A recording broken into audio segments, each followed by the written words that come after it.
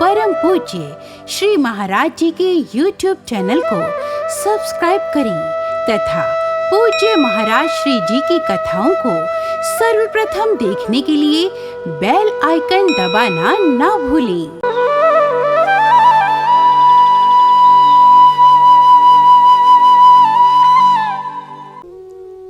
एक महान सती हो गई है धरती माता पर, बहुत महान सती और बहुत महान पतिव्रता। नाम क्या उनका? नाम माता वृंदा। माता वृंदा एक बहुत महान पतिव्रता और माता वृंदा के पति का नाम क्या था? माता वृंदा के पति का नाम था जलंधर। पंजाब स्टेट में एक शहर है जिसका नाम है जलंधर। यही इस राक्षस की जन्मभूमि है। बहुत बड़ा पापी था, बहुत बड़ा अत्याचारी था, बहुत बड़ा दुराचारी था और सच कहूं तो बहुत बड़ा अपराधी था। बहुत बड़ा अपराधी जलंधर।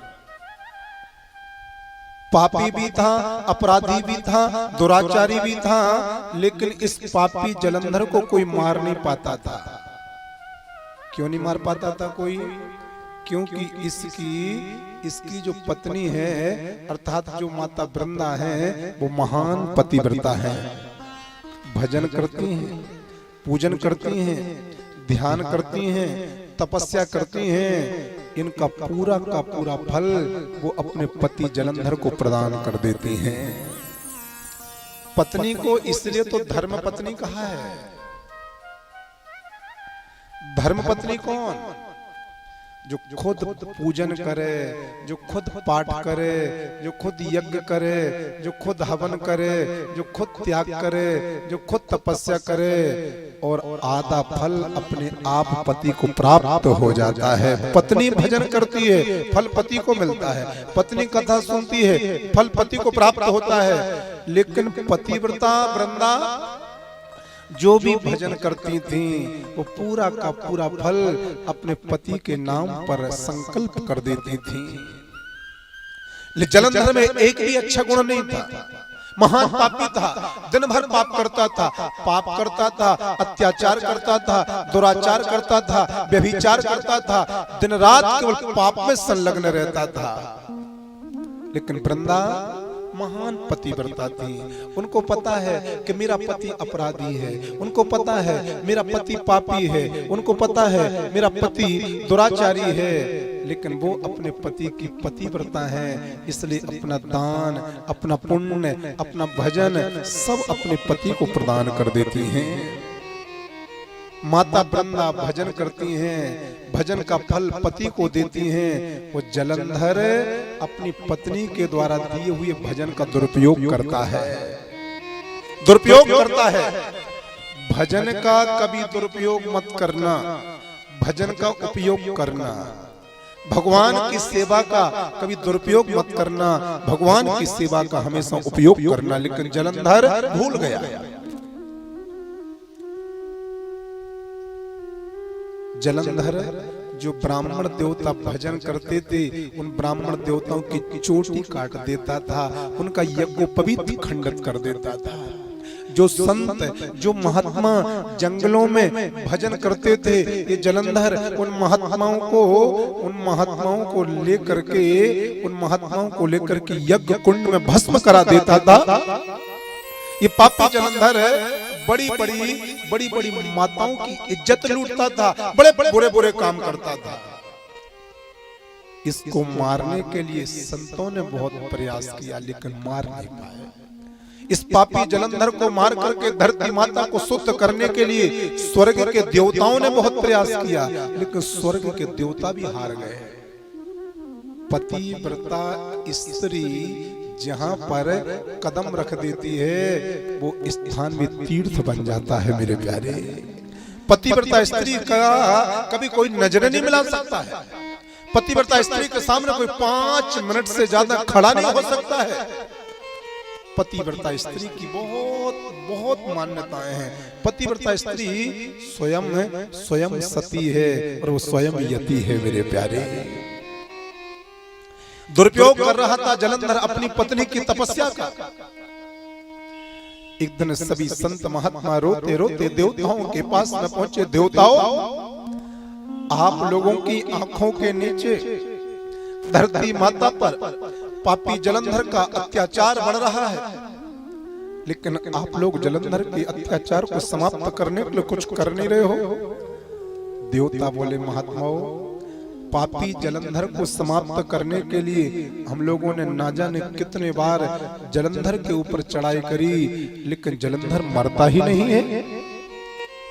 हम तो परेशान हो गए। देवता शंकर भगवान के पास में पहुंचे।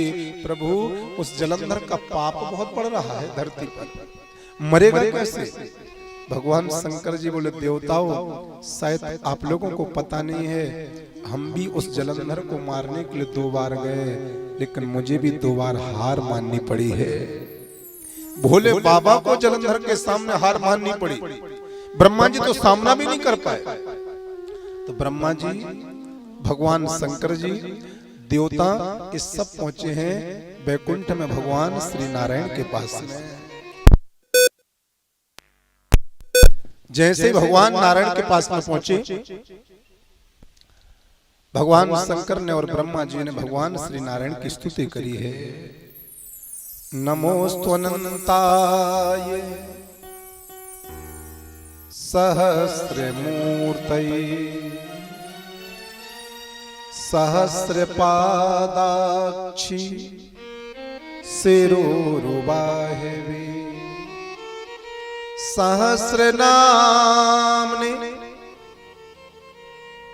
पुरुषाय शाश्वते सहस्रकोटि युगधारिणे नमः। नारायण आपकी जय हो, परमात्मा आपकी जय हो, हे भक्तवत्सल भगवान आपकी बारंबार जय हो, हे भक्तवत्सल भगवान आपकी बारंबार जय हो। भगवान ने जब देवताओं को आते देखा, भगवान शंकर जी को आते देखा, ब्रह्मा जी को आते देखा, भगवान श्री नारायण अपने सिंहासन से खड़े हुए। महादेव ब्रह्मा जी के साथ में, देवताओं के साथ में कैसे आना हुआ? तो भगवान शंकर जी की आंखों में अश्रु आ गया। महादेव आपकी आंखों में आंसू?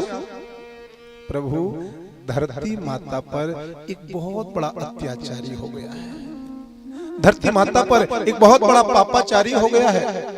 धरती माता पर एक बहुत बड़ा दुराचारी हो गया है। नाम है जलंधर।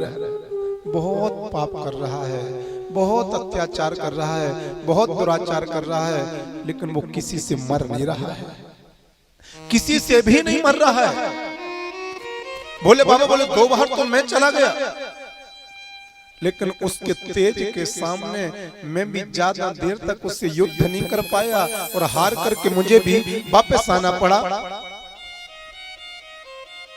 भगवान श्री नारायण मुस्कुराते मुस्कुराते बोले, मुस्कुराते मुस्कुराते बोले, शंकर भगवान, जलंधर ऐसे नहीं मरने वाला है। क्यों प्रभु? जलंधर ने अपनी पत्नी का कवच धारण करके रखा है। उसकी पत्नी है महान पतिव्रता, और जिस पति की पत्नी महान पतिव्रता होती है, वो अपने पति को यमराज के यहाँ से भी जीवित करके लाने की सामर्थ्य रखती है। वृंदा महान पतिव्रता है और उसके भजन का दुरुपयोग कर रहा है पापी जलंधर। जलंधर ऐसे तो मरने वाला है नहीं है, मैं भी नहीं मार पाऊंगा। यदि जलंधर जैसे आतंकवादी को मारना है, जलंधर जैसे पापी को मारना है, तो कपट के द्वारा ही मारा जा सकता है।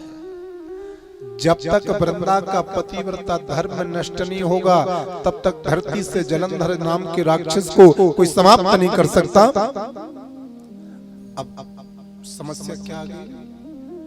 वृंदा का पतिव्रता धर्म भंग कौन करे? भोले बाबा बोले नारायण, ये माता वृंदा का पतिव्रता धर्म भंग कौन करेगा? ब्रह्मा जी बोले मैं तो वृंदा के सामने नजर मिलाकर खड़ा भी नहीं हो सकता। शंकर जी बोले वही दशा तो मेरी भी है। वृंदा जहां चरण रख देती है वो चरण की धूल तीर्थ बन जाती है। कौन करेगा माता वृंदा का पतिव्रता धर्म भंग? किसमें सामर्थ्य है?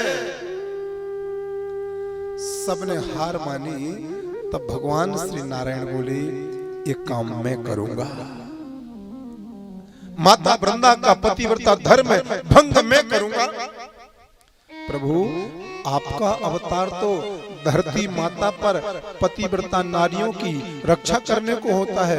आपका अवतार तो धरती माता पर धर्म की स्थापना करने को होता है। आपका अवतार तो धरती पर संत ब्राह्मणों की रक्षा के लिए होता है। तो आप पतिव्रता माता वृंदा का व्रत भंग करोगे? भगवान श्री नारायण बोले किसी ना किसी को तो आगे आना होगा, किसी ना किसी को तो काम करना होगा। क्यों? यदि मैं माता वृंदा का पतिव्रता धर्म भंग नहीं करूंगा तो पापी जलंधर ना जाने कितनी माताओं का पतिव्रता धर्म भंग कर देगा।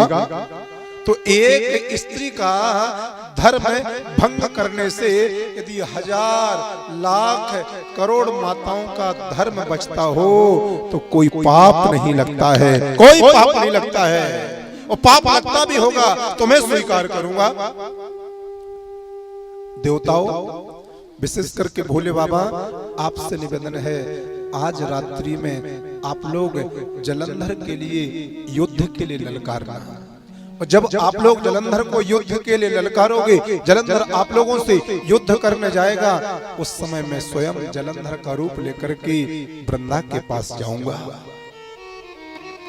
और फिर आगे क्या होगा देखो आप लोग। जैसे भगवान श्री हरि ने आज्ञा दी है, जलंधर रात्रि के 12 बजे वृंदा के साथ में शयन कर रहा था और अचानक से सभी देवता जलंधर के महल के दरवाजे पर पहुंचे और जोर से युद्ध के लिए ललकारा है, जलंधर युद्ध के लिए बाहर आओ, हम देवता तुझे ललकार रहे हैं। जलंधर के कानों में आवाज पड़ी, ये देवता लोग रात्रि के 12 बजे मुझे युद्ध करने के लिए ललकार रहे हैं। जितने भी देवताओं ने ललकारा है, जलंधर बिस्तर में से उठा, ये युद्ध के लिए तैयार हुआ, अपने अस्त्र शस्त्र आयुध निकाले, वो जैसे युद्ध को जाने लगा, पतिव्रता माता वृंदा ने हाथ जोड़े, स्वामी जी प्रार्थना ये है, विनती इतनी सी है, इतनी रात्रि में आप देवताओं से युद्ध करने मत जाओ, मेरी विनती है आप मेरे पास रहो, आप कहीं मत जाओ। वृंदा मुझे जाना होगा, ये देवता मुझे युद्ध के लिए ललकार रहे हैं, आज तक मैं हारा नहीं हूं, अब हार कैसे मान सकता हूं। वृंदा में जल्दी आऊंगा। जलंधर अहंकार में चूर था, इसको पता था मेरी पत्नी पतिव्रता है, मुझे कोई नहीं मार सकता। ये युद्ध के लिए देवताओं से बाहर पहुंचा है, देवता इसको दौड़ा करके दूर लेकर गए। जब देवता लोग पापी जलंधर को ले गए, उसी वक्त भगवान श्री हरि, भगवान श्री नारायण ने जलंधर का रूप बनाया है और माता वृंदा के बगल में मेरे प्रभु ने शयन किया हुआ है। जैसे मेरे प्रभु ने वृंदा के बगल में शयन किया, वृंदा का पतिव्रता धर्म भंग हो गया और जलंधर का तो कोई पुण्य था नहीं, जलंधर का तो कोई भजन था नहीं, जलंधर का तो कोई प्रारब्ध प्रबल था नहीं, ये तो केवल वृंदा के धर्म के बल पर टका हुआ था। जैसे ही भगवान विष्णु जी ने माता वृंदा के साथ में शयन किया है, वृंदा का पतिव्रता धर्म भंग हुआ है, भगवान शंकर जी ने उसी वक्त त्रिशूल छोड़ा, त्रिशूल जा करके जलंधर की छाती पर लगा, जलंधर जमीन में गिर पड़ा, इसके प्राणों का प्राणांत हो गया मेरे प्यारे।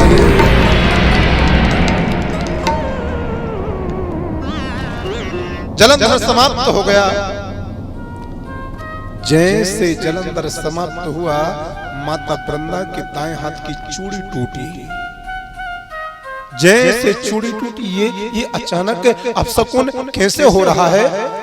भगवान जो वृंदा का पति बन करके आए थे, जलंधर का रूप लेकर के भगवान बिस्तर के नीचे खड़े हैं, हाथ जोड़ करके, शंख चक्र गदा पद्म धारण किए हुए। माता वृंदा की आंखों से आंसू की धारा झर पड़ी। प्रभु, ये आपने क्या किया मेरे साथ? भगवान, ये आपने क्या किया मेरे साथ? मेरा पति राक्षस था, मेरा पति पापी था, मेरा पति दुराचारी था, लेकिन मैं तो केवल अपने पति की थी। आपने मेरे पति का रूप लेकर के मेरा पति का धर्म भंग किया और देवताओं ने मेरे पति को समाप्त कर दिया। मैं विधवा हो गई, मैं नहीं रह पाऊंगी मेरे पति के बिना, मैं नहीं जी पाऊंगी मेरे पति के बिना। नारायण, आप तो धर्म की स्थापना करने के लिए धरती पर आते हो, लेकिन आपने इतना बड़ा अधर्म का काम किया। आपने मेरा व्रत भंग किया। मेरा पति समाप्त हो गया। एक पत्नी अपने पति के बिना कैसे रहती है? एक पति अपने पत्नी के बिना कैसे रहता है? प्रभु, आपने तो वैसा कर्म किया जैसे संसार के साधारण पुरुष करते हैं। आपने साधारण पुरुषों के जैसा काम किया। हे नारायण, मैं तुम्हें श्राप देती हूँ। पति बनता स्त्री भगवान को भी श्राप देने में सक्षम होती है। भगवान हाथ जोड़ के खड़े हैं। प्रभु, आपने साधारण मनुष्य के जैसा कृत्य मेरे साथ में किया, तो मैं आपको श्राप देती हूँ। धरती पर आपको एक साधारण मनुष्य के जैसा बन करके जाना पड़ेगा, अर्थात आपको राम बन करके जाना पड़ेगा, मनुष्य का रूप लेना पड़ेगा। और पति से पत्नी का वियोग क्या होता है? जब आप बनोगे राम,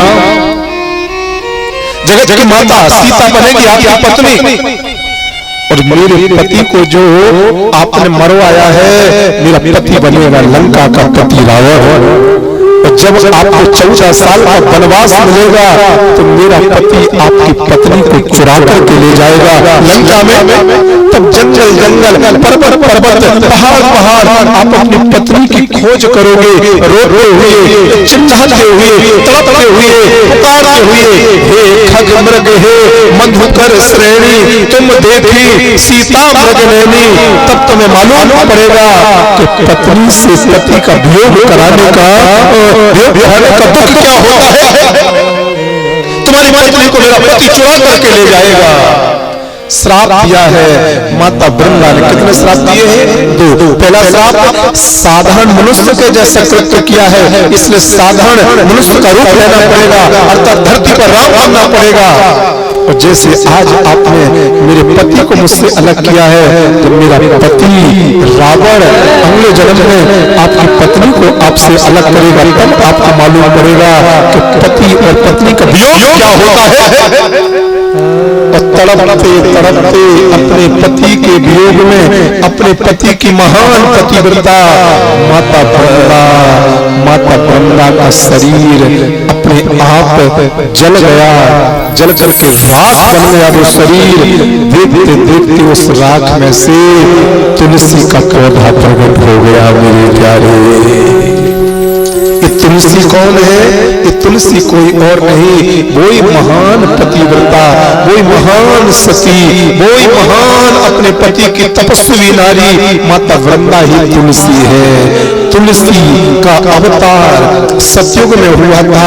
तुलसी तब भी हरी भरी थी, तुलसी त्रेता में थी तब भी हरी भरी थी, तुलसी द्वापर में थी वो तब भी हरी भरी थी। और ये कलयुग आ गया है, कलयुग चल रहा है, तुलसी आज भी हरी भरी है। अर्थात जो स्त्री पतिव्रता होती है वो चारों युगों में ऐसे ही हरी भरी होती है। मेरे प्यारे, तुलसी पूजनीय है, तुलसी पवित्र है।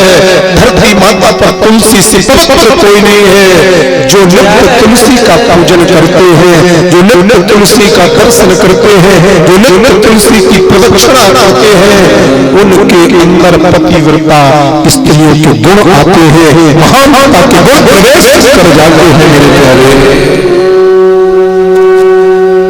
तो दूसरा कारण धरती पर भगवान के अवतार लेने का ये हो गया। माता वृंदा ने भगवान को श्राप दिया है।